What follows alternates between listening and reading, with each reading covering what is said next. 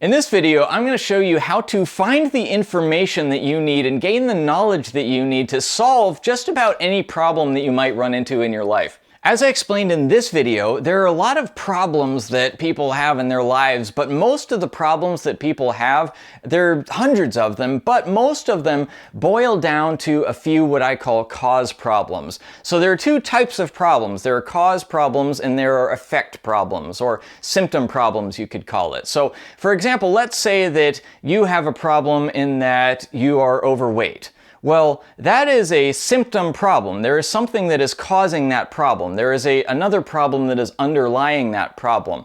Now, there are a few different possible cause problems, which I have written on the board here, and I recommend that you go watch that video if you haven't already. But the first is lack of knowledge. So in this case, it may be that the reason that you're overweight is that you don't know how to maintain a healthy weight, or you don't know how to lose weight. The same thing is true if you don't have enough money. One of the reasons people don't have enough money is because they don't have the skills, or they don't know how to go and earn more money. Or if they don't have good relationships, oftentimes it's because they don't know what they need to do in order to have the relationships that they want. Any problem, this is one of the causes. Now, it's not the only one. Again, it's not the only reason that you might have trouble. It may be because you have a lack of hope, lack of empathy, spiritual obsession, guilt, or unworthiness. But in this video specifically, I'm going to show you what to do about lack of knowledge, specifically how to get the knowledge that you need in order to solve whatever problem that it is that you're trying to solve. Now, living in the age of the internet, we have this enormous advantage in that we have just about everything that you could possibly know is out there, and all or most of it is out there for free. And if you believe that, and that kind of gets into our next video, which is lack of hope or lack of faith, which I'm not going to get into in deep here, but stay tuned for the next video. But if you believe that all of the information is out there, that empowers you to be able to go and find it. That empowers you to know that whatever obstacle you're facing is not insurmountable. You can get over it. So when you're trying to figure out how to solve some problem in your life, or how to get a certain piece of information, there are basically two questions that you need to ask yourself. Question number one is, where do you find the information? Question number two is, who do you trust? Because a lot of times it may not be obvious. A simple Google search of how to make money or how to lose weight is going to give you a lot of information that might not be very good information, and you kind of have to sift through it and figure out what is right for you specifically. So in this video, I'm going to go through 6 specific ways that you can find this information, and which way each one applies to, and where you might want to start. Now, the first way, and probably the most obvious one, is to do a search on Google or DuckDuckGo. I prefer to use DuckDuckGo because it's better for privacy, but either one will give you basically the same results. Now, this may be a good place to start, but there's always a few drawbacks to this, and 3 in particular. Number 1 is that oftentimes, and depending on what topic you're looking for, there may be an overabundance of information. And some topics, actually, you won't be able to find any information. You'll really have to dig deep, because if it's very, very specific, oftentimes it's not going to find it at all. Sometimes, if it's like how to lose weight, you're just going to get an enormous overabundance of information. It's going to be hard to sift through what's good and what's bad. Second problem is that Google and DuckDuckGo by extension are very heavy on mainstream sources. This is something that's gotten a lot worse recently, that there's been controversy about health topics and political topics, and so now Google is big on pushing mainstream sources to the top of the search results and suppressing more niche sources. And so you're going to get stuff from news websites or from Mayo Clinic if you're looking for something health related, and it's all very, very clean, sanitized, mainstream stuff. In a lot of cases, that's really, really not good, because the mainstream is usually the really, really surface level and doesn't really give you very much other than what's kind of obvious. And a lot of times they'll just say, if you have this issue, then go talk to an expert, go talk to your doctor, which is of no help whatsoever. So you're mostly going to get mainstream sources. And then third is that there's a lot of crappy, low quality results that are just SEO formatted. So SEO means search engine optimization, and it's this kind of set of tricks that people can use to get their websites ranked at the top of Google. And a big part of what they do is have articles written by somebody that gets paid $3 an hour, or they write using AI, and it's a really poor quality article, but it has exactly the right keywords in the title and stuff so that it comes up up front on your search. And so it could be that you get pages and pages of these crappy AI written blog articles that really are no help at all. And this is true especially if you're looking for something really specific, because what those SEO people do is they're looking for what they call long tail keywords. They're looking for people that are searching for something very specific, because chances are there's not very much competition in the search results for those things. Now, what Google and DuckDuckGo are good for are things that are non-controversial. Right? Because then there's not going to be anything suppressed. If you're looking for health information or information about how to make money, oftentimes those are somewhat controversial, and they're going to put whatever the mainstream narrative is right at the top and make it difficult for you to find any alternative to that. However, if you're looking for how to fix your car, how to change a fuel filter, how to write a certain computer code, or how to become a data analyst like I teach a program on, most of those things Google will give you good information because they're non-controversial. There's nothing that they're trying to suppress there. Google or DuckDuckGo can also work well if you're looking for something that is specific and that there are actual real search results for, right? So you're not just getting those crappy automatic blog articles. So something like the recipe for a heavy metal detox smoothie from the Medical Medium, for example, which I highly recommend, by the way, if you've never tried it. That's something that will work well because it's so specific. It doesn't trip the controversy filters, at least for now, because it hasn't gotten that sophisticated yet. Now, the second method is to use the AI tools like ChatGPT or the new Bing search, or I think Google is going to come up with this pretty soon, where they have an AI chatbot feature where you just ask it a question and it will answer that specific question. Now, these are basically the same as doing a search on Google or Bing or DuckDuckGo. It's the same rules apply. They're going to be very much censored to have mainstream approved only information. So if you want anything that's a little bit alternative, that's outside of the mainstream, you're probably not going to get it for these. But if it's something that's super uncontroversial, like how to change your oil or how to write XYZ code in a computer language, then chances are it's going to work great. Now, the third way to gain knowledge, and this one's getting more interesting, is YouTube and or podcasts. What I love about YouTube and podcasts is most of the content comes from individual creators who are much more free to express what they believe and much more free to express the truth that they've found through their personal experience that does not necessarily conform to whatever the mainstream narrative happens to be. So anything that's a bit controversial is going to be much better in the YouTube and the podcast than it is searching on Google or DuckDuckGo. Now, YouTube does censor some topics, which is probably only going to get worse as time goes on. If that's the case, if you're looking for a really controversial topic, then I recommend that you go to a YouTube alternative such as Odysee, Rumble, BitChute, something like that. The only drawback to that is that those alternative platforms usually have a lot less content than YouTube. So for most topics, YouTube is the better choice at the moment, as of recording this. Now that may change, right? The YouTube's censorship may get stricter and stricter, and it may even turn into something like Google, because of course YouTube is owned by Google, so the YouTube search may become more and more restricted, and it may become less useful over time. So that's something to keep in mind. But the way that the YouTube algorithm works right now is mostly based on popularity, which is a very, very good thing, because that means that the videos that you get are the ones that are the most popular, the ones that most people appreciated, that most people liked, not the ones that are from mainstream sources, right? Because the mainstream sources are mostly useless, and so people don't really like their videos. They don't really comment on them, and they don't really share them, and so they get dropped in the algorithm, whereas the videos by individual creators that actually have breaking things to say, that actually have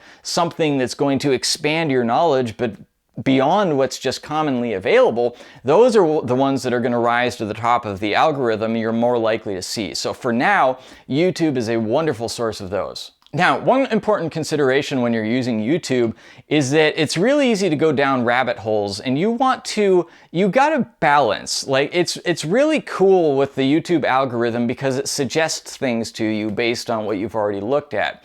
So it can suggest some really interesting, cool videos to you. But on the other hand, if you just keep on going down whatever rabbit hole the YouTube algorithm is pushing you down, well, now you've lost control of your own learning process. So my recommendation to you is that you try to keep a balance between what I call exploratory and intentional. Exploratory means just whatever looks interesting you click on and you learn about new things. Now this is really, really cool because you can learn some amazing information that you would have never thought to look for. So I'm not telling you not to do this, right? Probably the reason that you're even watching this video is because of you were exploring, and that's okay. You're gonna learn some great stuff, but don't let it take you over too much, right? You want to balance with intentional as well. You want to look for specifically the things that are going to help you with the challenge that you are facing right now. And try not to waste hours and hours and hours. If you have a specific thing that you want to accomplish, don't waste hours and hours going off on different topics that aren't related, right? Because you can basically spend an infinite amount of time going down YouTube rabbit holes, which again is cool, it's fun, I'm all for it, but you gotta balance it with some intention. So that's the third method. Fourth method is forums and/or Reddit. And if you're not familiar with Reddit, Reddit is basically just the master forum. It's a site of forums. There are all these, what they call subreddits, that are like mini subject-related forums where people just discuss their experiences and their opinions on various things. These are really, really good for cutting-edge experimental sort of things, like where there's not a lot of good information out there, and so people are just kind of experimenting and trying things for themselves and sharing their experiences. A good example of this is biohacking. People that are trying to optimize their bodies to be stronger, or smarter, or faster, or to think quicker, to be more productive, that kind of thing. And they're taking these experimental herbs and supplements and trying different strength training programs and that kind of thing, because the science on this is very, very slow. In order to have a mainstream scientific study, well, you have to figure out what study you want to do. You got to organize a whole bunch of stuff. You got to get funding, which means you have to convince some corporation or some government to give you a whole bunch of money. And then you have all these ethical restrictions that there's a lot of stuff that you're not allowed to do. So science, mainstream science, is very, very slow, and it's also very, very corrupt because it's subject to whoever is paying, right? Whoever's paying the scientists tends to get the result that they're looking for. So a lot of times the so-called bro science is actually better than the established science, because bro science is based on people's actual research and self-experimentation, which might be things that would never be allowed in mainstream science, or are cutting edge that mainstream science maybe is going to start studying 10 years from now, but has just not gotten to yet. A really good example of this, by the way, is a book called The 4-Hour Body by Tim Ferriss, who is a bro science extraordinaire. He's a guy who's just done a ton of scientific experiments by himself using his own body, like making himself the guinea pig.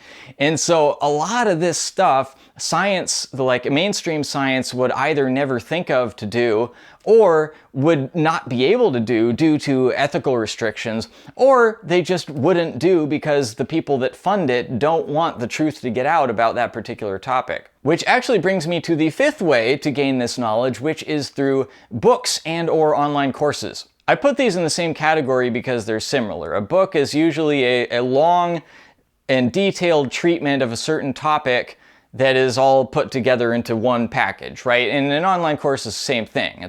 It's a treatment of a certain topic, or telling you how to get a certain result, and it's all sequential, it's all organized. And I really like online courses, especially because sometimes a book can't really illustrate things very well. You might have a few diagrams and drawings in there, but an online course, you can actually see video oftentimes, or you can get interactive workbooks and that kind of thing. I create online courses myself, and I like that, especially for something computer related, where I'm showing you how to do something on the computer. Well, I'm actually demonstrating it so that you can just follow along. I couldn't really do that in a book. All I can do is describe it. But anyway, the upshot of this is that whether it's a book or an online course, first of all, you have to find it, and secondly, you have to know, is it worth your time or your money? Because chances are you're having to buy the book, I mean, unless you get it free from the library, or you're having to buy the online course. So you want to know, is it worth your time and is it worth your money? Now, for online courses, I haven't really found a good way to find them. They just kind of come to you. And YouTube is really good about this actually, because you start browsing YouTube, you start watching videos, and a lot of the people that create videos, myself included, on YouTube will offer courses in how to do the thing that they're creating. Now, I don't have a course on this specifically. I'm doing this purely just I really want to help people to solve their problems, and I'm thinking, well, what better way than to get at the root of all problems at the same time? But if you go more specific, if you look for more specific problems, you're going to find people talking about it on YouTube, and a lot of times they'll have a course. And if they don't have a course, a lot of times just the fact that you're watching that sort of content, the people that do have a course will advertise to you. And a lot of times, those people that are advertising will advertise something free. They have a free webinar or a free ebook or something that you can get into what they have to say, which is really, really good, because you can see based on that free thing whether or not they are worth listening to, right? If you get a lot of good information from that ebook or that free course or whatever they gave you, then chances are the thing that you pay for, the course that they sell, is going to be good quality as well, and more detailed and more complete. Now, books are a lot easier to search for because they all exist under one platform for the most part, and that is Amazon.com. Now, I want to give the caveat that Amazon censors material as well, right? There's certain controversial topics where they will not host a book about that topic or expressing a certain opinion on that topic. That may get worse in the future. But right now, probably 99% of things that you want to learn on Amazon are not censored as of yet. So if you just search how to lose weight, or you search how to do the keto diet, or how to make money using affiliate marketing, whatever it is that you want to learn, search that in Amazon and look at the books that come up. Now, you get a very good idea of quality on Amazon because there are reviews. You can see how many stars is it rated, and then you can go into the reviews, and you can see in specifically for things that are results based, like you're trying to gain a certain outcome or you're trying to solve a certain problem, you can look through the reviews and see how many people are saying, hey, I read this book, I did the things it said, and it solved my problem. If you're seeing that over and over and over again, chances are that's a good book. I'll give you a good example. My wife and I, a while ago, were looking for books on how to cure acne on Amazon, and we found one book that had really, really good reviews, and just reading the reviews, it said that basically the upshot of the book was that you have to stop drinking water with fluoride in it and stop using fluoride toothpaste. Basically, it's the fluoride that's causing the acne. And so we looked in the reviews, and we saw over and over again the same story in the reviews. I stopped drinking fluoride water and my acne went away. I stopped taking fluoride, my acne went away, like over and over and over again. So that's a pretty good indication that the method in the book works.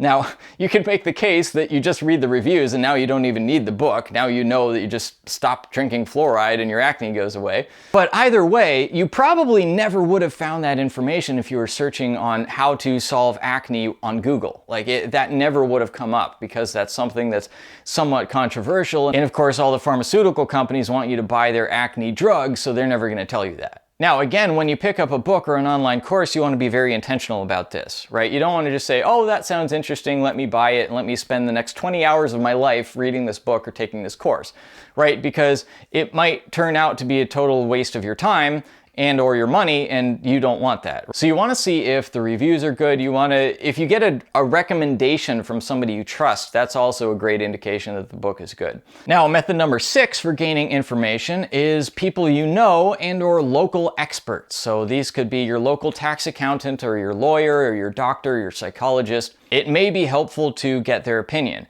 Now, I'm skeptical of these so-called experts because a lot of times their expertise comes from an educational system that brainwashed them to believe things that aren't true, or only the scientifically established things that were known by mainstream science when they went to school 30 years ago and have nothing that's new or breaking or cutting edge. And also I found that the standards of local experts are kind of low because they're only having to compete in their local area. They may be the most knowledgeable person about the subject in the local area by default, and so they aren't really motivated to study and learn and to keep up to date with the new information, that kind of thing. So some local experts are really, really good. I'm not saying that there aren't. I'm just saying that just because the person has some sort of expert title does not mean that they deserve your trust, in my opinion. So that's a good introduction to part 2 of this video, which is, who do you trust? Who is worth listening to that's going to help you have the knowledge to solve your problem? Whether that's through a blog article or a video or an online course or a book or whatever format the information is in, you want to know who is it that is providing this information, and are they worth your time and or money to listen to? I have 5 criteria that I look for in a who. The first is, what has this person achieved? Has this person gotten the result that I would like to get? Right? If I'm looking to make money, then I want to find somebody who's made money. If I want to be in shape, I want to look for somebody who's in shape. And this could be for the person himself, or it could be for the person's clients, right? If he has success stories for his clients. So for example, a man that teaches women how to find the perfect husband. Well, obviously the man is not going to find a perfect husband for himself, but if he has a whole bunch of success stories of women who he coached successfully to find the perfect husband, then he may be a good source. But the point is that you really want to look first and foremost at the person's track record. What results have they gotten? Second criteria is, did they get those results under similar circumstances? So for example, a man who has lost weight might be a good coach for a woman who's lost weight, but it's not entirely clear, right? Because men and women have different bodies. Or somebody that was able to make a lot of money 30 years ago might not be the best coach for somebody who wants to make money now, because the economy's changed a lot in the last 30 years. So you want to look for circumstances that are similar, that are actually relevant, right? Like, and there's a lot of circumstances that may be different, but they're not relevant. So for example, if there's a weight loss coach or a fitness coach that lives in the UK and I live in the US, I'm not going to say, oh, I'm not going to listen to his advice because he lives far away from me. That wouldn't make sense, because that's not a circumstance that matters. Because losing weight in the US and losing weight in the UK are not that different. Our bodies are the same. So that's the second criteria. Third criteria is this person honest and ethical? You want somebody that's going to tell you the truth. You want somebody that's going to tell you the whole truth, that's not going to hold things back. And you want somebody that isn't going to tell you to do things that you believe are wrong, right? And this is especially true in the space of making money. There's a lot of ways to make money by ripping people off and by defrauding people and by stealing from people and by selling products that are bad for people. So you want to get an idea of, does this person live by a set of ethics that I'm happy with, right? Is this person honest with me? Do they tell me things that are true even though they might actually hurt the person's business? Does this person tell, and you figure this out by their content, by the way. So watch their YouTube channels or read their blogs. See, are they telling you to do things that are on the up and up, that are honest and ethical, or are they telling you to do things that are a little shady or a little dishonest? Fourth criteria, or not really criteria, but a bit of advice, is to completely ignore titles and degrees. Right, so if I'm looking for psychology advice, I could look for somebody who's a credentialed psychologist, or I could look for somebody who's self-taught. In my opinion, they're both the same. I don't favor one over the other, because the person that has the degree may have more base knowledge. I mean, they would have to in order to get the degree. Well, not necessarily, because the person that did not get the degree may have studied as much or more just without actually getting a degree for it. He might have just studied on his own. So but you know that the person with the degree has a certain baseline of knowledge. But on the other hand, the person with the degree may be more brainwashed into a mainstream, corporate approved, government approved system that may have taught that person a lot of lies, whereas the person without the degree might not have that baggage. Now, that's not to say that the credentialed psychologist or doctor or economist or whatever may not have realized through his own experience and further learning that some of the things that he learned in school were wrong. A lot of those people do learn and do break out of the brainwashing, but a lot of them don't. Right, so that's kind of the drawback on the credentialed side is the brainwashing, whereas the drawback on the non-credentialed side is that you can't really be sure that they know their stuff, which again is why it's really, really important to get an idea of who they are and what results have they gotten and watch some of their content. And by the way, I read a book on this topic that I highly recommend. It's called Wrong: Why the Experts Keep Failing Us. And I don't remember the author's name right now, but I'll see if I can put a link in the description. But anyway, that book is showing all of the biases that are within mainstream research. And again, this goes for business experts and economists and doctors and scientists and psychologists, basically all of the people that are touted as experts in their various fields. And a lot of the issues of why science is so corrupted, of the motivations behind scientists, that they have to publish their papers or else they are going to be out of a job, and so they have to fudge their results sometimes in order to be able to publish a paper, and why they have to basically schmooze with people for funding, and they have to do unethical things so that they can get their funding. And it's really fascinating, just all of the problems with the system of expertise in general. And then the fifth and final consideration is the level of support.